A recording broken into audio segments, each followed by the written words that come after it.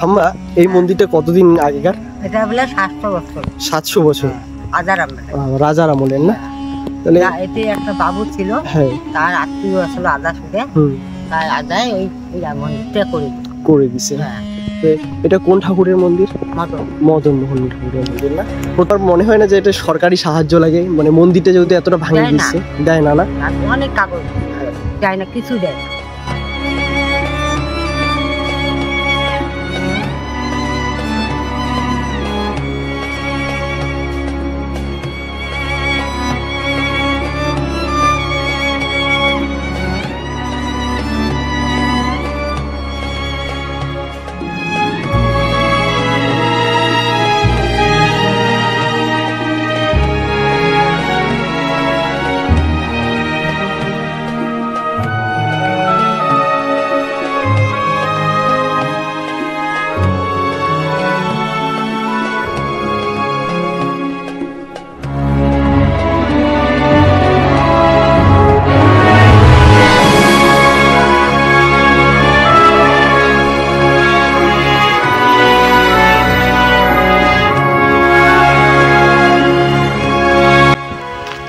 So hey guys, welcome back to our new video.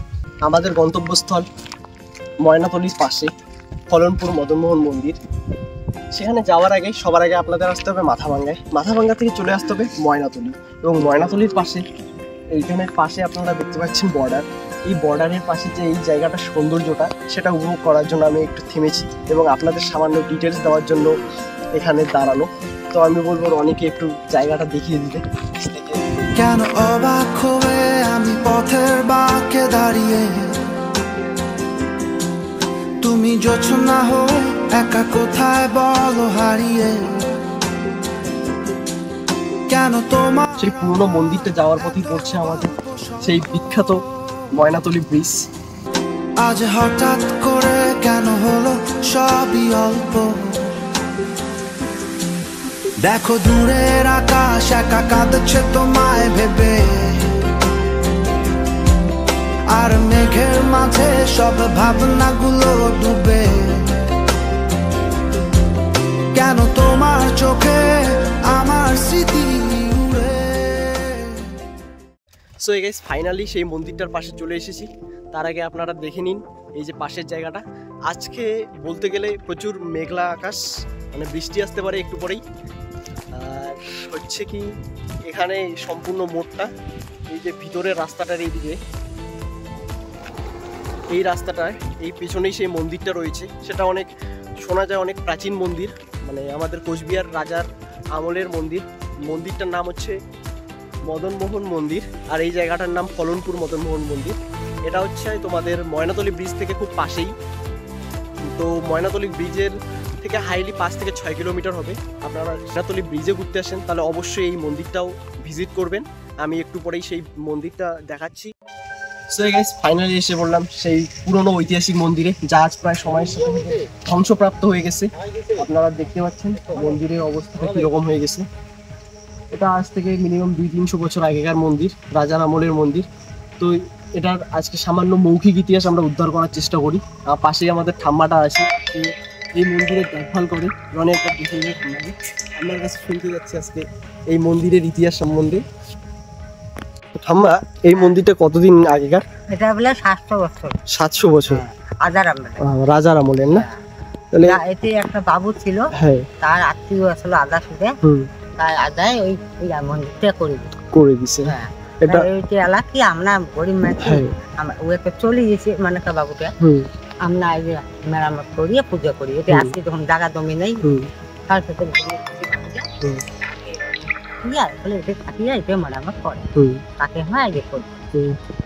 এটা কোন ঠাকুরের মন্দির? মদন মোহন ঠাকুরের মন্দির না? প্রত্যেকদিন পূজা হয়? হ্যাঁ। তোমার মনে হয় না যে এটা সরকারি সাহায্য লাগে, মানে মন্দিরটা যেহেতু এতটা ভাঙে দিচ্ছে, দেয় না? না, অনেক কাগজ দেয় না, কিছু দেয় না। দিলে একটু ভালো হয়, মন্দির যেহেতু এত পুরানো।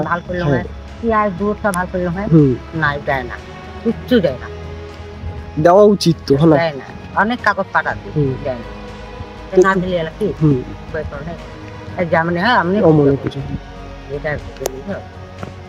কোন রাজার হবে মন্দিরটা? কোচবিহারের রাজা। কোচবিহারের তো অনেকগুলা রাজা ছিল, না? তার বড় রাজা, বড় রাজা। এটা মানে পুরোহিত দিয়ে পূজা করে না? তোমার পূজা আগত করছিল। হ্যাঁ, বেলা তো নাই। এটা আমার কি বউ আছে, বউ সারা জীবনে মানে ও একটা ঠাকুর ভক্ত। পাড়ার লোক সাহায্য করে না? মানে কিছু টাকা টাকা দিয়ে সংস্কার করা দিবি না। যদি একটা চান্দা তুলি বেড়ান, তাই না বেড়াইবি 5 টাকা 10 টাকা দিয়ে হবে না, প্রচুর টাকার খরচ। ওই দিন নেই না। আইসো মানে একটা মন্দিরটা সম্বন্ধে মানে দেখা ভিতরে। চলো। হ্যাঁ চলো, দেখা মানে আইরন। হ্যাঁ চলো, মানে তোমার চলো, তোমার কবে নালাই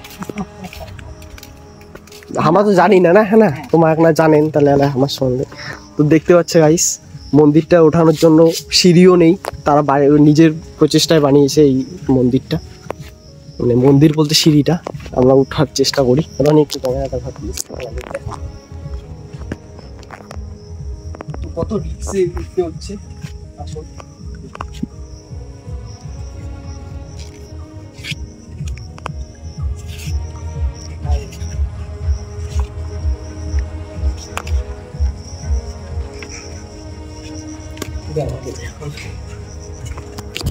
দেখতে পাচ্ছ কিভাবে এত উঁচুতে উঠতে হচ্ছে আমাদের। তো এই যে সেই প্রাচীন মন্দিরের, এখানে তো ঠাকুরটা আপনাই লাগাইছেন, না? আগেকার কোনো মানে পুরানো কোনো ইয়ে ছিল, পুঁথি টুথি বই টই না ছিল না? এমনও তো হইতে পারে মানে ছিল, পরে হয়তো চোর টোর এসে করছে, চুরি হয়েছে বুঝছো। তো দেখতে পাচ্ছ সেটা কত পুরনো জিনিস। আগে কোনো ইয়ে ছিল না মানে সিঁড়ি ওঠার জন্য, এইরকম ভেঙে গেছে না?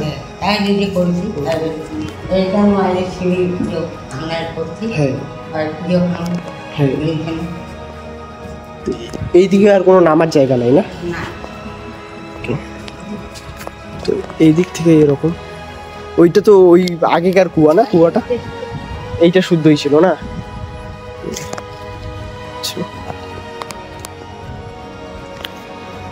এতদিন হয়ে গেল কোনো সরকারের থেকে কোনো ইয়ে নেই, না?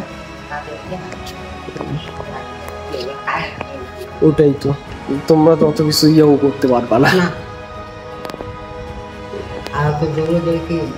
হ্যাঁ ওটাই তো, টাকা বেছে না।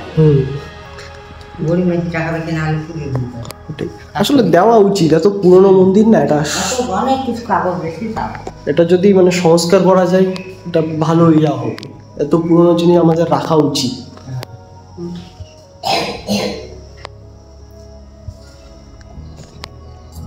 ঠিক আছে। সো গাইস, আপনারা শুনতে পারলেন, তারা অনেকবার সরকারের কাছে চেষ্টা করেছে যে এটাকে সংরক্ষণ করার জন্য কিছু সাহায্য, কিন্তু কেউ করেনি, না পাড়ার লোক করেছে না কেউ করেছে। তারা নিজেদের চেষ্টায় গরিব মানুষ যতটুকু পেরেছে করেছে। এখন আমাদের উচিত, এটা আমাদের যেহেতু রাজবংশী সমাজের, কিংবা আমাদের বললে চলে আমাদের রাজার ইতিহাসের বা কোচবিহারের প্রত্যেকটা মানুষের অনেক পুরনো হয়তো ইতিহাস এর সাথে জড়িত রয়েছে, যা এখনও উদ্ধার করা হয়নি বা উদ্ধার করার চেষ্টা করা হয়নি। আমার দ্বারা সামান্য যতটুকু মৌখিক ইতিহাস উদ্ধার করার চেষ্টা করা হলো, যে ঠাম্মাটা বললো আজ থেকে 700 বছর আগের কোনো এক জমিদার বা রাজার সাহায্যে এই মন্দিরটি বানিয়েছে। কিন্তু তখন থেকে হয়তো কোনোবার সংস্কারও করা হয়নি, সিঁড়িটি সম্পূর্ণ ভেঙে পড়েছে। এখানে একটা দেখা হলো যে একটা বাঁশের সাহায্যে কিভাবে সিঁড়ি বানানো হয়েছে, যেটা খুবই ঝুঁকিপূর্ণ। তারা তবু নিজেদের চেষ্টায় যতটা পারে মন্দিরটা সংস্কার করার চেষ্টা করছে, প্রত্যেক দিন পূজা করতেছে। এটার থেকে একটা গরিব মানুষ এর থেকে বেশি আর কি করতে পারে? বাকিটা আমাদের প্রয়োজন, আমরা এসে সাহায্য করি। আমরা সরকারের কাছে দাবি তুলি যে এই মন্দিরটার সম্বন্ধে ন্যূনতম ইতিহাস উন্মোচন করা হোক। আমরা জানার চেষ্টা করি কোচবিহারের ইতিহাস সম্বন্ধে। যদি কোচবিহারের ইতিহাস উন্মোচন করার সময় আসে তাহলে এই মন্দিরটা অনেকটা সাহায্য করবে আমাদের রাজবংশী সমাজের ইতিহাস সম্বন্ধে জানার জন্য। তো আমাদের এটা নিজেদের প্রচেষ্টা। তাই আমি বলবো এই ভিডিওটা তোমরা শেয়ার করো, এবং যারা আমার থেকে অনেক ভালো যে দাদারা আছো, যারা শিক্ষিত, যারা ইতিহাস সম্বন্ধে জানে আরও বেশি, যাদের তথ্য আছে, তাদের বলবো তারা ISIকে এটা সম্বন্ধে রিপোর্ট করো। আমি অতটা জানি না, তবু আমি যতটা প্রচেষ্টা করব ISIকে জানানোর চেষ্টা করব এই পুরনো মন্দির আজ থেকে তাদের ধারণায় মৌখিক ইতিহাস সম্বন্ধে তারা বলছে যে 700 বছর। 700 বছর না হলেও মিনিমাম এটা 300-400 বছর পুরনো মন্দির, যেটা সম্বন্ধে আমাদের জানা উচিত, যেটা আমরা এখনো জানতে পারি নাই, কারণ এটার ইতিহাস উন্মোচন করার চেষ্টা করা হয়নি। যদি করা হয় তবে ভালো হয়। তাই আমি বলবো তোমরা ভিডিওটা শেয়ার করে দাও প্লিজ। আর যারা জানো তারা ISIকে রিপোর্ট করো, এই মন্দিরটার সম্বন্ধে মিনিমাম সংরক্ষণ করা হোক এবং ইতিহাসটা উন্মোচন করার চেষ্টা করা হোক, যাতে আমরা জানতে পারি সঠিক ইতিহাস কোনটা আর কোনটা ভুল ইতিহাস। সো এই গাইস, আমরা মন্দিরটার নিচে নেমে আসলাম এবং এই মন্দির চত্বরটা একটু ঘুরে দেখি কি কি পাওয়া যায় এই মন্দির চত্বরে। তো অনেকে বলবো এদিকে চলে আসলে দেখে নি কি কি রয়েছে এই মন্দিরে।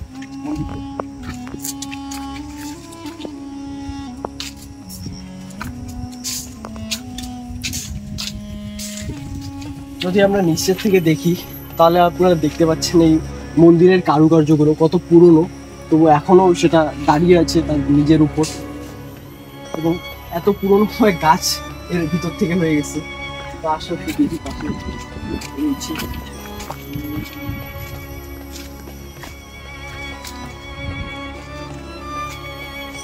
মন্দিরগুলো, পাথরের ইটগুলো দেখতেই পাচ্ছ কত পুরনো আমলের ইট, যেটা আজকের ইটের থেকে একটু ডিফারেন্ট। এবং এর ভিতরে একটা হয়তো দরজা বা কিছু আছে যেটা বন্ধ করা আছে। আমরা ঠাম্মাটার কাছে জিজ্ঞাসা করবো আমরা এটার ভিতরে যেতে পারি কিনা। তার আগে তোমরা বাইরের থেকে দেখো, এই যে আপনারা দেখতে পাচ্ছেন এটা কত পুরনো কারুকার্য, যেটা হয়তো সময়ের সাথে অনেকটা নষ্ট হয়ে গেছে। বাট আমরা যেটা মনে করতে পারছি বা দেখতে পাচ্ছি, দুটো শিশু বা দুটো কোনো ঠাকুর বাকুর হবে যারা রয়েছে, যেটা ভালোভাবে বোঝা যাচ্ছে না, যেহেতু আমাদের ইতিহাসের সম্বন্ধে সে ধারণা নেই। দেখতে পাচ্ছ এখানে দেখা যাচ্ছে সে কোনো একজন পুরনো মানুষ যে একটি তীর ধনুক নিয়ে দাঁড়িয়ে আছে, এবং সেভাবে একটা বোঝা যাচ্ছে না, তবে আপনারা ভালোভাবে দেখতে পাচ্ছেন সেখানে হয়তো কিছু একটা জন্তু জানোয়ারকে মারছে, যেটা আমাদের পুরনো হয়তো সমাজে কিছু হবে অলংকারিক জিনিস।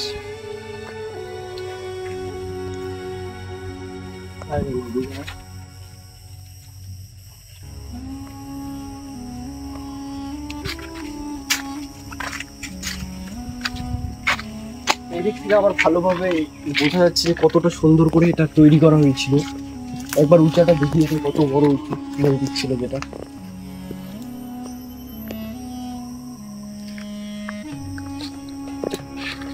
যেগুলো হয়তো আজকে সময়ের সাথে সাথে মিশে গেছে। অনেক কিছু জিনিস যা ছিল বোঝা যাচ্ছে, এগুলোতে প্রত্যেকটা ইয়েতেই কোনো না কোনো ছবি বা কোনো আলংকারিক বস্তু ছিল যা আজকে হয়তো দেখা যাচ্ছে না।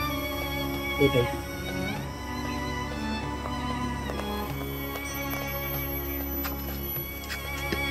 এদিকে নাকি একটা পাশে কুয়ো আছে, সেই পুরোনো কুয়োটাকে দেখাতে যাচ্ছে, আসো। এই যে সেটা সেই পুরোনো মন্দিরটা, যেটা এই মন্দিরের সাথে ছিল পুরোনো কুয়ো যাকে বলে। দেখতে পাচ্ছি এখানে জল পড়ে গেছে, বাট এটা প্রচুর নোংরা জল। মনে হয় না যে এখন সেই মাটির জলগুলো রয়েছে, এটা বৃষ্টির জলে ভর্তি হয়ে গেছে পরিপূর্ণ। সেই প্রাচীন কুয়ো যাকে বলে। তো এখানে আমরা এই ভিডিওটা বানাইলাম, হ্যাঁ, এটার সাহায্যে অনেক লোক আবার জানতে পারবে, হয়তো অনেকে এখানে আসবে। তাদের কাছে আপনার আবেদন কি, মানে সরকার হয়তো যদি কোনো সরকারি লোক দেখে, তারা যদি কিছু করতে চায়, তাহলে আপনার আবেদনটা কি, মানে কি চান আপনি? ঠাকুরের ইয়েটাই চাই, হ্যাঁ, তাছাড়া তো আর কোনো চাই না, ঠাকুরটা যেন যাতে ভালো, হ্যাঁ, মানে সংস্কার করা হয় আর তাছাড়া কিছু চাই না। এবং কিছু সাহায্য যদি করা হয় করে, হ্যাঁ, তাহলে না আমার ভালো হয়, সবারও ভালো হবে, আমারও ভালো হবে। তার মধ্যে এটা ধরে নাও আমাদের রাজবংশী লোকেদের একটা গৌরব, এত পুরনো একটা মন্দির, অনেক ইতিহাস জুড়ে আছে এর সাথে। সবাই আসি দেখে, আমরা আর কি চামু এই না ভালোর জন্য চাই, এটার জন্য ভালো লাগে। এখানে পুজো করে তো অনেক লোক প্রত্যেক দিন, আসি পুজো করি। বার্ষিক কোনো পূজা হয় না, মানে বছরে একটা যে পূজা, ও বছরে পূজা ভাদ্র মাসে, ভাদ্র মাসে হয়, সেই বড় করে হয়, হ্যাঁ না, চান্দা তুলি বেড়াই, হ্যাঁ, হ্যাঁ, তাও দেয় তাও না দেয়, তাকে দিয়ে আর কি হাজার আসতেন জন্মাষ্টমী আড়াই ভুলি চান্দা তুলি, আর তাছাড়া নাই।